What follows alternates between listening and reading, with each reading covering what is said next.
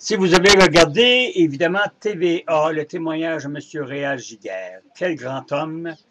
Il est encore de son temps et je sais qu'il pourrait très bien être comédien, être très bien dans des pièces de théâtre. Il s'est retiré dignement et l'interview a été un bijou d'interview. M. Salvaille a laissé le temps à M. Giguère de parler, de s'expliquer et a fait ça avec une grandeur d'âme. Alors merci M. Salvaille, Éric Duprénom, parce que bravo, bravo, vous avez fait votre travail très, très, très discrètement et M. Giguère a pu, évidemment. Malheureusement, ce que je déplore, c'est que l'interview a duré 3 heures et nous en avons présenté qu'1 heure. Vous allez sur Helico. Peut-être qu'on pourra vous présenter le deuxième, parce que c'est en 2 volets, le deuxième volet. Mais le deuxième volet, laissez-moi vous dire, qui a été censuré malheureusement et qui ne dévoile pas tout ce qu'il a dit. Parce que ça peut être, c'est pas, M. Giguère n'est pas le genre à blesser les gens, mais à mettre l'ordre, mettre la justice sur des choses. Hein, quand je vous parle du ranch à Wally, je vous avais toujours dit que Wally, c'était une crapule. Et là, vous en avez la preuve.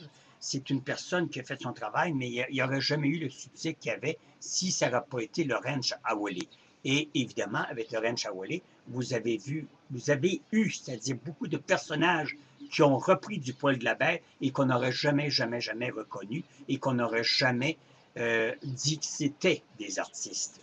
Alors, Monsieur Lamotte, vous êtes décédé, mais ça ne fait rien. Ça fait du bien de remettre les pendules à l'heure. Je vous l'ai toujours dit.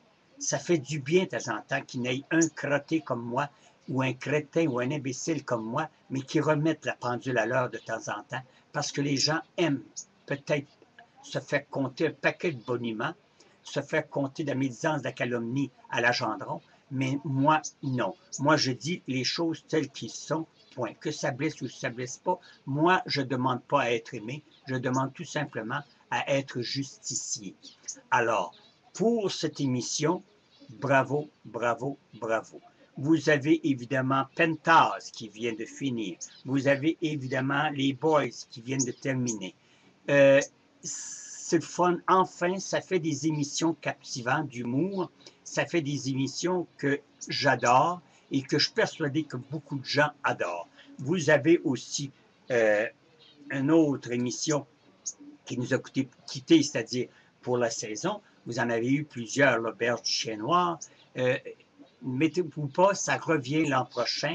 Et certains, c'est pour la dernière année, même si ça fait 5 fois qu'ils disent.